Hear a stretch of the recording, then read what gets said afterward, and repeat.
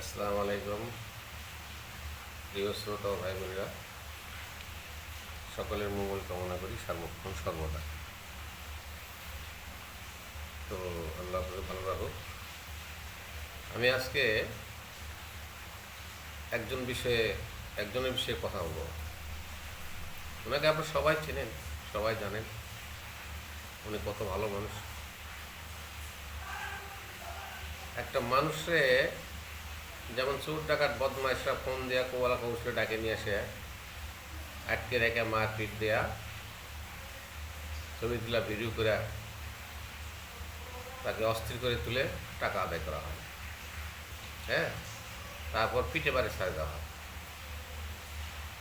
তা আমাদের বিশ্ব নেতা,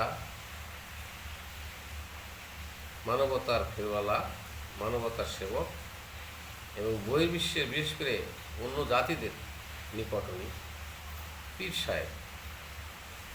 সাহেবকে যেন সম্মান করে, ওনাকে ডাকে নিয়ে এসে আমরা কীভাবে অপমান করলাম বা করতেছি। উনি তো বলছিলেন যে আমাকে আনতে গেলে এনেছেন, আমার কথা শুনতে হবে, আমার কথা মানতে হবে, নাহলে আমি আমার জায়গায় চলে যাব। আর সেই ব্যক্তিকে আপনারা তার নামটাও পর্যন্ত সুন্দর করে উচ্চার করেন না। সাংবাদিকেরা তো করেই না, তারা ওই যে নাম ধরে করিম মিয়া, সলিমুল্লাহ, হ্যাঁ, নামের শেষের নন্দমাটা সাহেব উচ্চারণ করে, না হয় উচ্চ পদের মহোদয় উচ্চারণ করে, নামের আগে মাননীয় উচ্চারণ করে, আর নাহলে নামের আগে স্যার বলে। স্যারও তো বলেন না, আরে বেটা স্যারের মনে বাংলা জানো না, তাহলে জোনাব বলো, জোনাব আমাদের মাননীয় ডক্টর মোহাম্মদ ইউনুস, এটা বলেন। না বলে সবাই খেলে তাই বলেন ইউনুস কি আবার উচ্চারণ জানেন? রাজনীতিবিদ আপনার লেখাপড়া তো ঘোড়ার ডিম জানেন। অনুজ সাপ বলেন, প্রফেসর বলেন না, প্রফিলার বলেন না, প্রফেসর বলেন, কোন স্যার বলেন আপনারাই জানেন। যে লোকটা যে কাজটা নিবে না তারে দিয়ে সে জোর করে করাইলেন, আর সেই লোকটা আনার পরে এত অবস্থা করতেছেন, ওই লোকটা কি আর ভালো থাকবে? যে আমি মাননীয় শ্রদ্ধেয় প্রধান উপদেষ্টা ডক্টর মোহাম্মদ ইউনুস স্যারকে অনুরোধ জানাচ্ছি, স্যার আপনাকে নিয়ে এসে যখন কোমর কাদা পর্যন্ত বসায় দিচ্ছে, স্যার এখন গলা পর্যন্ত একটু বসান, সমস্যা নেই, আসেই গেছেন যখন আর উপায় নেই। এই কাজ করলে আপনি ভালো থাকবেন, আপনি জনগণেরও ভালো হবে। দেখেন, আপনাকে ডাকে নিয়ে আসে যে নেতা, আপনি সকলের বিশ্বের শ্রদ্ধেয় পাত্র। বিশ্ববাসীর কাছে গেলে, নেতাদের কাছে গেলে আপনাকে স্যালুট দেয়, আপনাকে সালাম করে। আপনি যদি যে পেশেন্ট আজীবন থাকেন না, তাহলে কোনো সমস্যা সব সাহায্য সহযোগিতা পাওয়া যাবে। এই যে জামাত বলতেছে, জামাতের ক্ষমতা আসলে সারা বাংলাদেশের কোনো বিশ্বের থেকে কোনো পৃথিবীর অন্যান্য দেশ থেকে কোনো সাহায্য সহযোগিতা আসবে না, অনুষ্ঠান রাখবে না, যেমন তালেবান হয়েছে। আর যদি আপনাকে প্রেসিডেন্ট হিসাবে রাখে, তাহলে এই দেশের উন্নতি কামনা করা যাবে, নাহলে অবনতি। সেটা বিএনপি আসুক আর জামাত আসুক, সাহায্য কিন্তু আগামীতে পারবে না। ধরে নিন, রাজনীতিবিদরা ধরে নিন, বিশ্ব ভালো যাচ্ছেন, কোনো ভালো হবে না। তো স্যার, আপনার কাটা পড়তে নামতে এই জন্য বলছি যে আপনি ইলেকশন নির্বাচন দেবেন, ঘোষণা দেন, এমনও কথা বলছেন আমি ফেব্রুয়ারির পরে চলে যাব। আপনার আত্মার ভিতরে এত পরিষ্কার পরিচ্ছন্নতা যে আপনার ভিতরে লোভ লালসা নাই। আপনার যে প্রতিষ্ঠানগুলো আছে সেখানকার আপনি রাজাবাস, সেখানে বহু লোক আপনাকে সম্মান করে। হ্যাঁ, আপনার তো প্রতীক দিয়ে সম্মান করছে, নোবেল তো আর এমনি দেয়নি, এটি একটা প্রতীক, যেগুলো ভালো মানুষের একটা প্রতীক। আপনার বিরুদ্ধে হাসিনা যা করে গেছে ওটা বর্ণনা করা যাবে না, যাই হোক ওনার বিচার হবে। আর এই সমস্ত নেতা নেত্রী, খালেদা বলেন, হাসিনা বলেন, আর ওই জামাত বলেন, এরা কি 10টা লোকের চাকরি দিতে পারছে স্যার বলেন তো?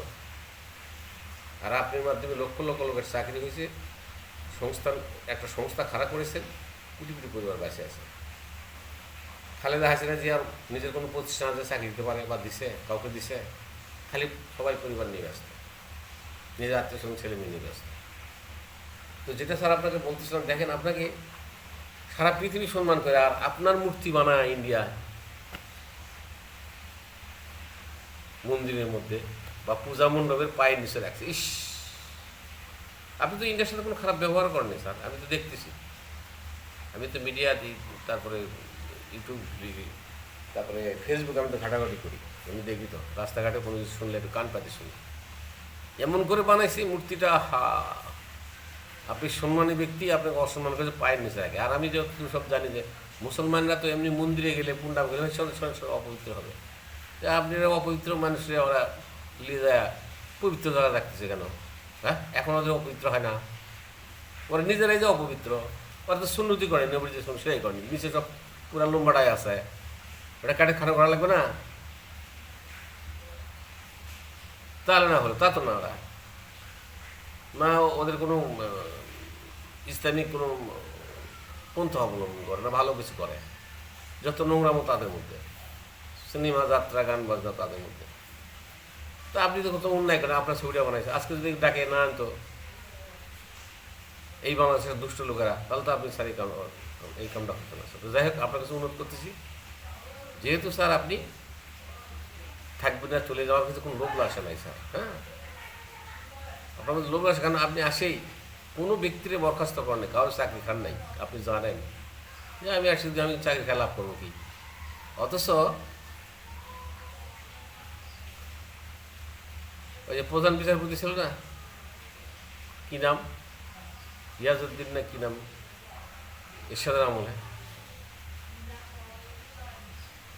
উনি ক্ষমতাতে আসেই আর্মির অফিসার, সব অফিসারকে আউট করে দিচ্ছে। কেন কি ওনার দায়িত্ব ছিল, আউট করে দেওয়ার দায়িত্ব ছিল। আবার বলছিল শর্ত দিতে, আমাকে কিন্তু পরে প্রেসিডেন্ট বানানো হবে, শাহাবুদ্দিন। লোভ কত তার ভিতরে, পরে তাকে প্রেসিডেন্ট বানানো হয়েছে। আবার বলছিল যে শপথে ফিরে যাবো, ফিরেও গেছিল। তাহলে সে লোক তো স্যার আপনার মধ্যে নেই, আপনি বড় পৃথিবী শাসন করতে পারেন স্যার। একটা কাজ করবেন কি, যে আপনি বলবেন যে আমি ইলেকশন ঘোষণা করছি, নির্বাচন কমিশনকে সেই ক্ষমতা দেবেন যে একবার যারা এমপিতে দাঁড়াইছে তারা দ্বিতীয়বার দাঁড়াতে পারবে না। এই ইলেকশন এই কাজটা করেন, দেখেন এনে সব পুরাতন যা আছে, চোর চোরটা বদমাশ সব সাপ, পুরা ইতিহাস হবে এই বাংলাদেশ থাকবে, শত শত বছর আপনাদেরকে স্মরণ করবে, কোনো পুরান লোক আসতে পারবে না। আপনার কি আপনার চাকরি খেবারা কেউ চাকরি খেতে, আপনি চলে যাবেন। না শুনলে বললেন, সোজা কথা বলে দেবেন, ভাই আমি মার্শাল দিয়ে চলে যাবো। না শোনেন তো আমি সেনাবাহিনীর হাতে দেশটা দিয়ে আমি চলে যাবো। কী করবেন আপনারা বুঝবেন, খালি হুমকিটা দিলেই দেখবেন স্যার সব ঠিক হয়ে গেছে। দেখবেন আন্দোলন কিচ্ছু করবে না, চুপচাপ ইলেকশন হচ্ছে, বুঝছেন? যখন এটা আইন জারি করবেন না বা বলে দেবেন, তখন দেখবেন আন্দোলন শুরু করবে। তখন যদি আপনারা যদি আন্দোলন করেন, তাহলে আমি চলে গেলাম, দেশটা মাননীয় ওয়ার্কের সব সাথে দিয়ে চলে গেলাম। এটা একটু বুঝান তো স্যার, আপনার কাছে অনুরোধ, আমার ছোটো মানুষ হিসেবে আপনার কাছে লাখো অনুরোধ, লাখো request sir, I request to you. Welfare of Bangladesh, welfare of republic of Bangladesh, welfare of man, welfare of people, অবশ্যই কাজটা করবেন স্যার। আপনি বলবেন যে আমি যেটা আমাকে ডেকে নিয়েছেন, আমি যা বলবো তা শুনবেন।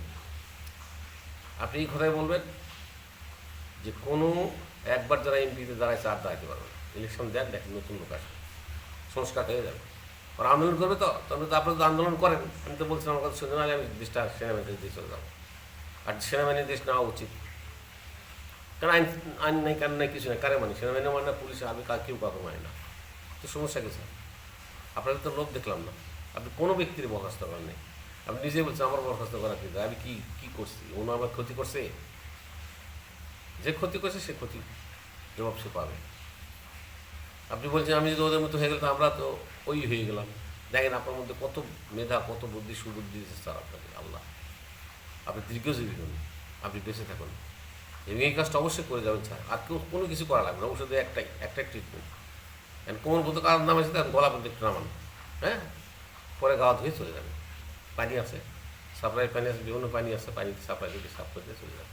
দেখবেন যে পুরা বাংলাদেশ উল্টা পাল্টা যে কী হয়ে গেল, আকাশ থেকে পড়ে গেছে সব রাজনীতির দল, কারো দিল ফাঁসি আপনাকে দেওয়া লাগবে না, বুঝছেন? একটাই হুমকি দেবেন, না হলে আমি সেনাবাহিনীকে দিয়ে যাবো, আর আমার না হলে আমার কথা শুনতে হবে। এরপর ওরা সংবিধান ঠিক করবে না, সংবিধান কী করবে না করবে ওরা বুঝবে পরবর্তীতে ক্ষমতার কাছে, বুঝছেন? এই যে আপনি সংবিধান যে করে দিয়ে যাচ্ছেন, সংবিধান একটাও মানবে না। বিএনপি ক্ষমতার জায়গায় যাও সব উল্টাপাল্টা করে দেবে, অর্থাৎ আপনাকে মূল্যায়ন করা, তা আপনি মূল্যায়ন একটাই, বাবা আমি চলে যাবো, এরপরে মধ্যে ইলেকশন সুষ্ঠুভাবে না করেন, আর করেন আর না করেন আমি চলে যাবো, আপনি এই কাজটা বলেন, দেখেন স্যার সব ঠিক। আশা করি ভালো লোক যারা দেশকে যারা ভালোবাসে তারা অবশ্যই আমার এই কথাকে সমর্থন করবে। খোদা হাফেজ, সকলে ভালো থাকুন। আমাদের মাননীয় ডক্টর মোহাম্মদ ইউনূস স্যারকে দোয়া করি সুস্থ থাক, সবল থাক, দেশ মানব সেবা করে থাক। সকলে একটু সাবস্ক্রাইব করবেন, লাইক দেবেন, কমেন্টস করবেন। খোদা হাফেজ।